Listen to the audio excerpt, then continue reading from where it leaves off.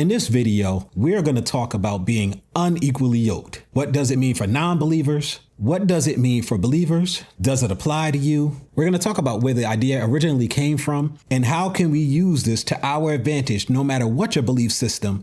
As long as you want to avoid all of the drama and have better relationships, this is the one for you. Roll clip. Joshua said, Carrie and Anton, I'm going to extend this to the entire chat.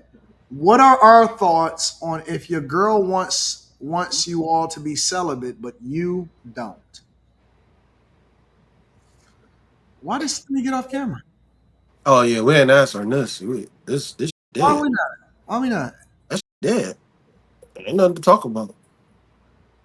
We'll start with Carrie. What are your thoughts on if his girl wants to be celibate, but you don't? Yeah, we don't align. Yeah. I mean, and are we talking about before? Are they married? Is this before marriage? Are they engaged? Were they once having sex? Well, and now you too smart. You too smart. Yeah, that's what I said. I said the same thing, Quentin. What the that you just added in there? I said the same thing, Quentin. Now she mad because none of it matters. None of that. Those are legitimate questions. None of that matters. Like if you want to be celibate and I'm trying to clap cheap, it ain't gonna work out. Simple. Married, unmarried, swingers, it don't matter. I was going to say, I'm assuming it's not marriage because why would you be practicing celibacy if you're married? That doesn't make sense. That part. Yeah, that. So obviously it has to be outside of marriage. People who are dating. Yeah. I'm going to put one thing in there for the people on the Bible side. And don't worry, if you ain't on the Bible side, I got plenty for you. For the people on the Bible side, though, there is a verse in there that talks about not having sex with your husband or your wife. Bam. I'm pretty sure those of you who are not Christian love this verse. You can't be holding back the draws when you marry. Even if you do, you're like, I'm going to dedicate myself to the Lord. You got to do it for a short period of time.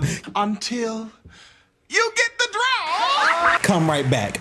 Come right back. You can't even do it for a long period of time. You sitting up there talking about something, I'm going to do 3 weeks. You as a husband or you as a wife get to look at the person you marry like you done lost your ever-loving mind. You and Jesus better agree on these here 3 days and get on about yourself. I don't know what's wrong with you. Both of y'all doing it together, fine. But even if you're both doing it together, biblically, you should not be doing it for a long period of time. So even the Bible was like, don't be restricting no draws. So that's where I'm coming from. Everybody, I'm sure, can agree with that one. Yep. Can I get an amen? Amen. Some of y'all don't even believe in Jesus. You gave me an amen. See, that's where it's at. Shoot. Carrie, why did you get off Fix camera? your face, Molly. I agree with you, Quentin. I don't know how you're gonna be a couple and then be both celibate.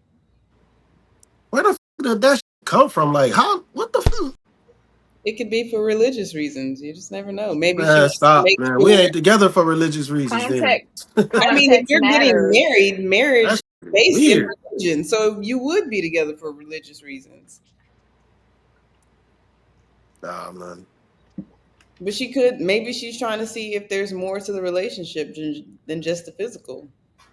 Of course not. It's a man. Yes. Okay, look, don't do that to your husband. The disrespect. Don't do that to your wife. If y'all don't know if that is more to your relationship than just the physical and you married, I'm yet praying for you. I don't know how you even get there. Yeah. That you supposed to meet that out before y'all walk down the aisle. Now, let's be honest. Most of us is passing our draws well before we walk down any aisles. Half of us ain't walking down no daggone aisle. We just passing down draws to everybody. I was going to do a video on that today. It's actually literally right up under it. Hold on. I'm going to have my wife read it. What that say? It's right up under the video. What it say? What it say? She almost gave me HIV. Yeah, y'all passing out draws. They got super gonorrhea, super chlamydia, super everything. They literally got diseases out here fighting antibiotics. Like, what's up? What's up? What's up? Come on, dog. It's STDs you can get out here without even going all the way. But you know what's crazy to me, though? Just like how he's confused, I'm confused on how he's confused. Yeah, I'm confused too. We're confused. You know what's funny? He's a Christian. I'll show you. I'm gonna put an arrow for everybody. First, Slimmy, Christian. Anton, Christian. Not a Christian. Christian. Conservative, not a Christian. So he's the one giving the most pushback. Everybody's sort of like agreeing, but he was like, he went off camera. Hell to the no. Okay, so I understand from the concept of like, if one person wants to practice and the other one doesn't, like, okay, that's not going to work. Right.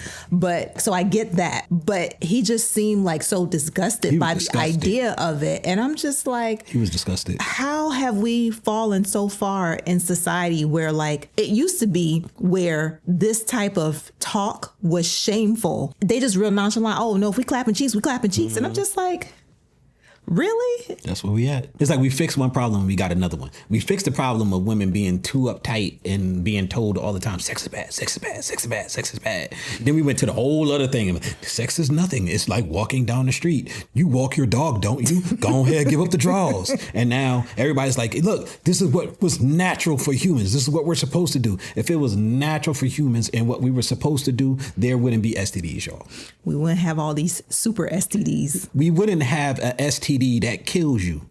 I'm dead. You don't even have to do anything unnatural or crazy in the act. Just you doing the act can put you in a position where you have an STD. It's not like eating, which is natural. You have to eat bad in order to get sick from what you're eating. No. You can have good sex. You can have bad sex. You can have in between. You can catch an STD and be up out of here. Or have a bad itch. Or you think it swell up and fall off. Both men and women.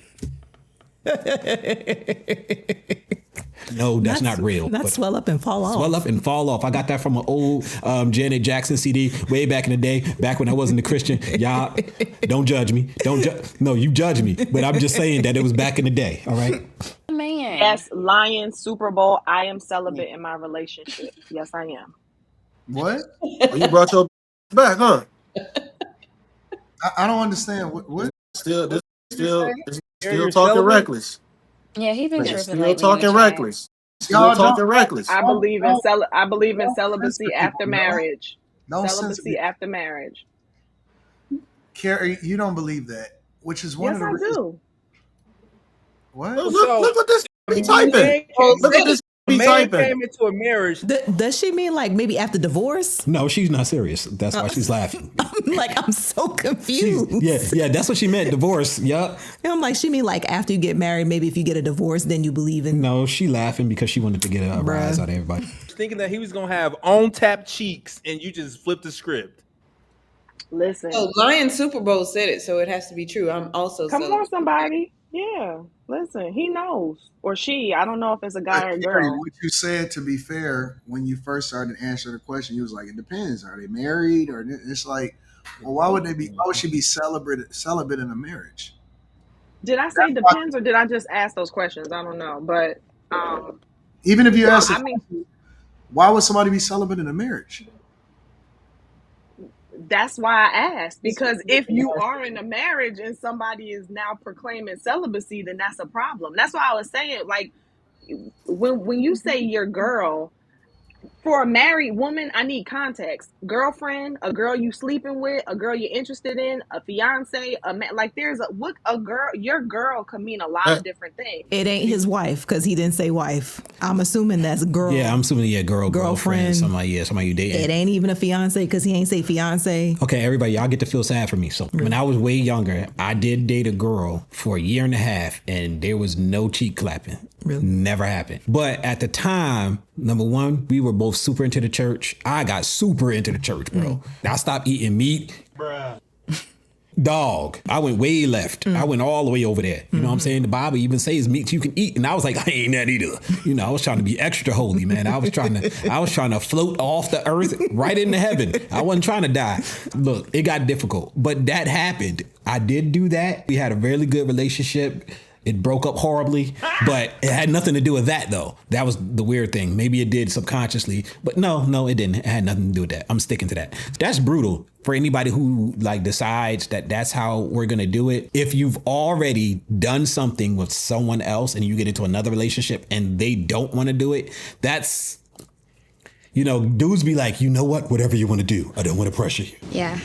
Right. They do that, right? But if they already did it with their last girlfriend, especially if she was a freak, low key, he looking at you like, you got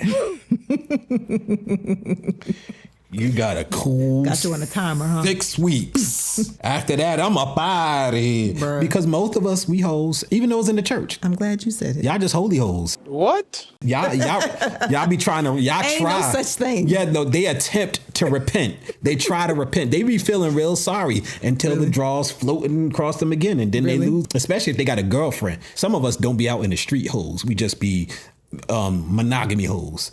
But we suck. Let me just go back and press play. He got more context to the question. He got more context. He just sent another super chat. If you all do go to my question for more context, it's been 6 months and we have a year to go until our wedding. I just was feeling some levels of unwanted frustration, just making sure I wasn't tripping. Oh no! If you're trying to wait till marriage, then rock with it. Yeah, you good. See, Yeah, that's something totally different. And That's how something did y'all totally get to the point of because it might have been that she's a virgin or she's been like that from the beginning, or they both agree on it and he's getting frustrated, or like that matters.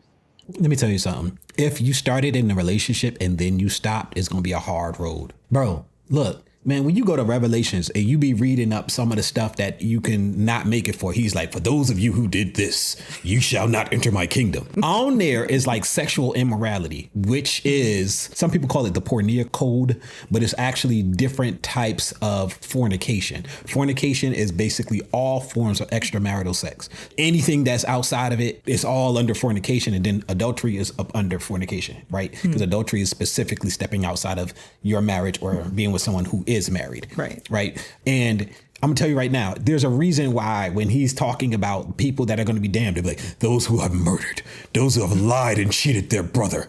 And they always mention the sexual sin because it is so difficult. I would venture to say, and I don't have no stats for this, maybe I'll look it up. I would venture to say more people have a hard time dealing with sexual sin once they cross that line than people dealing with like gluttony, than people dealing with anger, except for people when you're driving, then anger is right up there with it. So, Road rage is serious. I could talk all of the junk I want to here right now, but I tell you right now, like, you get a very attractive, aggressive woman around you as a guy, it's hard to be like, that's why you got to just avoid the situation, y'all. Avoid. They get into, are you a virgin thing later on. You can't be just turning back if you're a virgin and stuff. I'm not even going to talk about that. We're going to stick to right where we are. I have another TikTok, I believe, that I'm going to play for you guys. This video is for my non-Muslim girlies in a relationship with a Muslim. I'm going to share the story of my failed 6.5-year interfaith relationship and give you some advice to hopefully save you some heartbreak and years of your life.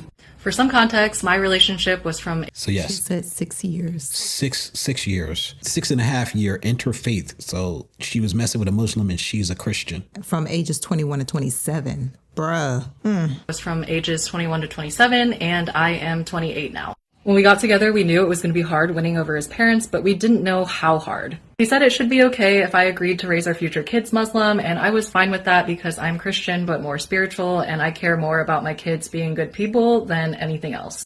For the first... See, this is why Christians be getting a bad rap. You shouldn't even say Christian, man. Just don't. Don't do that. You shouldn't even say Christian. It's a crazy stat that it was like only 6% of people who call themselves Christian actually have a biblical worldview. For all those of you that don't understand what that means, if you don't have a biblical worldview, meaning the Bible is what decides what your worldview is, you are technically not a Christian because you're not following Christ, because you don't even know what Christ would want you to do. How can you follow somebody you have no clue what their ideas, what their thought, and what their philosophy is? That's like, hey, I'm gonna follow Hitler. That's dumb. And you have no clue what it is he did. None. I just don't. Yeah. As bad as that comparison is, Jesus to Hitler, is how bad you are from being a real Christian. That's how far. Y'all on opposite ends of the spectrum. Yeah. Don't get me wrong. Like, Christians, we can still be jacked up. Can? No, we are. Yeah, sorry. Let's get it correct. Are still way jacked up. You saying I'm jacked up or I'm messed up and I know versus this is just what I want to do, or this is my truth, not the truth. This is my truth. Yeah. It's just like... They don't match. I'm like, come on, man. Come on, man. Like, how? Sway? That doesn't make sense. You don't make sense. You unequally yoked with yourself. Bruh. For years, I was a secret to his parents. Huge mistake and red flag. We're coming back to this later. And then when he finally told his parents, they refused to meet me for 2.5 years. I was slut-shamed, called the path of chaos and destruction, and they even asked if I was a virgin. When I finally did meet them, they told me that they thought I was going to hell, our future kids were going to hell, and they were going to go to hell for letting us be together. And the ironic part is that our relationship was technically halal, as I was raised Christian. I also got blindsided by my ex 6 years in because he started saying I needed to convert and dress differently to make the relationship work. Remember, before it was just raise Muslim kids. And he also decided that he wanted to live with his parents and I wouldn't be allowed to wear leggings in my own house because it would make them uncomfortable. Don't want to hate on my ex because he's a genuinely good person, but the way he handled this was unacceptable. So obviously this...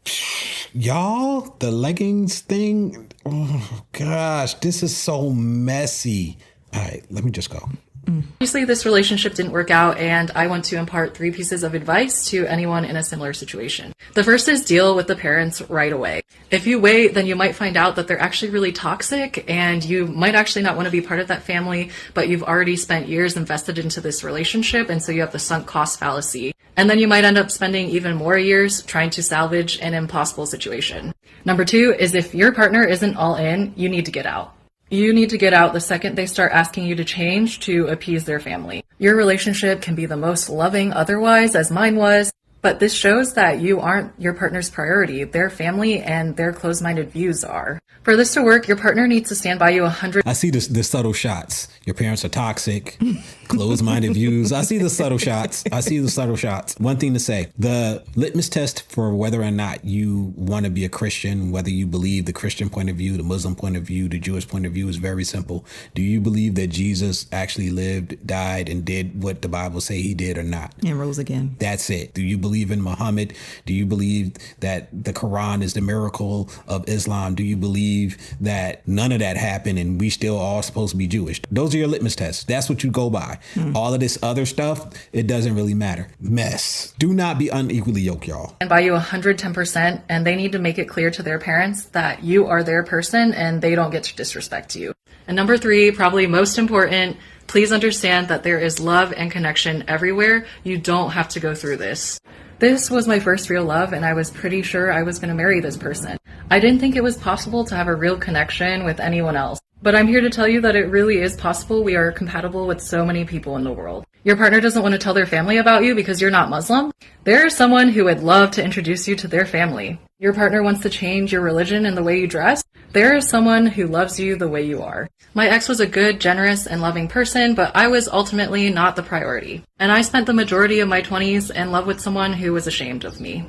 I spent years hoping that close-minded people would come around. And I deeply, deeply regret that. I deserved better, and you deserve better too. This video is for my non-Muslim girlies in a relationship with a Muslim. So her first issue was fake Christian though she may be. The verse that she got it from is very, very specific. They take it and they extrapolate, SAT word. They extrapolate it out to a bunch of other things, right? The problem is sometimes we take it way too far. Like we'll say, if we're unequally yoked in the type of sports we like, or the type of drinks we like, or the type of TV shows we want to watch, the type of hobbies that we have, those are not the foundation of your personality, the foundations of your belief system. Those are those are not things that are going to help you in life at all. Like the things that you like to watch. All of those things can change over time. They surely can. Your core, as far as your values and who you are as a person, your beliefs, how you view the world and things of that nature. Yes, it may shape and change or what have you as you grow, but you have certain basic fundamentals that make you who you are. Those are the things that you should not be unequally yoked with. And a belief system, meaning that that's the way you view the world, it's not going to work. So the verse that a lot of people get this idea from is 2 Corinthians 6:14 and 15. Now, I'm gonna make it real quick for those of you even who are unbelievers so you can see where it came from. King James Version is the one everybody knows. It says, "Be ye not unequally yoked together with unbelievers. For what fellowship hath righteousness with unrighteousness? And what communication has light with darkness? What concord has Christ with Belial? Or what part hath he that believed with an infidel?" Those ain't light words. So contemporary English version, when they break it down, is like, stay away from people who are not followers of the Lord. Can someone who is good get along with someone who is evil? Are light and darkness the same? Is Christ a friend of Satan? Can people who follow the Lord have anything in common with those who don't? Well, simple, easy, right? So it comes from a religious context. The Bible, even though everybody takes it and applies to everything, the Bible is really talking about your belief system, because your belief system is really the base of everything else. And that's the point that I'm going to bring home to you guys. We always talk on this channel about finding somebody who has the core values that you have, right? This is the part that goes for everybody, Christian or not, religious or not. You got to find somebody that has the core values, not all of the extra stuff. For her, honestly, she would look at real Christians and Muslims and devout Jews all the same way. They're all closed-minded. They're all toxic. That's a core belief system. You cannot cross that valley. Well, some of y'all might do it for money. Some of y'all might shake it fast for cash. Let's just be honest about it, right? But that's not going to usually work out for people long term. And it could lead to really bad situations, okay? That's the point that I really wanted to bring up. Do not get into a situation where your core values do not align. Your religious beliefs is a huge part of it. If you're not very religious and you're getting with a religious person, that's going to be a mess. We went through a time when we were not equally yoked in that way, but when we got married, we were both in the church. We were both Christians. We had the same denomination and everything. So anything can happen through life. So those other core values are still very important, especially in American society, because you're not held together traditionally just because you're married and that's the belief system of the culture. That's not the belief system of our culture. So we have to make sure those other core values hold even beyond the religious stuff. Right. Y'all both have to believe in the sanctity of marriage. You both have to believe that you can't just give up when things get hard. You got to align on those things, y'all. I know this is a far stretch from, being celibate and giving out the draws and stuff. The whole point of the video is that you have to watch out for being equally yoked, because it will destroy your relationship if you are not. And it doesn't matter who you are or what your beliefs is. That is a universal thing. You can't escape yourself. Right. And I'll just put this in here real quick for those of you who be like, well, if you're married and you guys were unequally yoked, then how does that work? Like, what does it matter? So the thing is, you don't want to start off on the wrong foot. When we got married, we've talked about this in other videos. Go back and watch all our videos. No, seriously, go back and watch them. When we got married, we were both on the same page and everything like that. But as you guys know, life be life and things happen. And that's human nature. But because we started off on the same foot, on the right foot, we have an understanding. So even though he went left, he still understood exactly where I was coming from. Even if I'm not necessarily there anymore, I can respect this and I can understand that. And we can still be able to live, I was going to say harmoniously. Is that the right word? Yeah. You can. I was here in the streets, y'all. You can still make the relationship work. I was for the highway. I was for the universe. Really? Not really. But, not at all. I'm still married. Yeah. I know some of you might be like, well, then what's the point? Yeah. That is the point, is that you still want to start off on the right foot. And but there's a good possibility of that happening. Yes. Not necessarily just from Christian. It could just be from somebody being anybody more negative, depressed type of person to being super positive and looking at a bunch of positive videos, and all of a sudden their entire outlook on life changed. It doesn't even have to be a religious based thing, but that can happen during the course of life. But if you're actually a true Christian, if you're actually a true Muslim or Jew or atheist, whatever it is, you getting with somebody who is not is going to be an issue. Now, if you are fake any of these things, now it's different, because you're not even that. You got to be yoked with yourself before you worry about yoking with somebody else. This is true. That's sort of what it is. All right, guys. So if you made it this far, go ahead and smash that subscribe button, turn your post notifications, and give us a thumbs up. All right. It helps with the algorithm. It tells YouTube that you appreciate what we're putting down. What we're putting down. Hey, everybody. Down in the description, there are 2 links. One is to a GoFundMe, and the other one is to a video that explains what the GoFundMe is for. Long story short, we have a medical situation with our daughter that we have to pay for everything out of pocket, and we could really use you guys' help. If you have the time, we'd love for you to go check it out.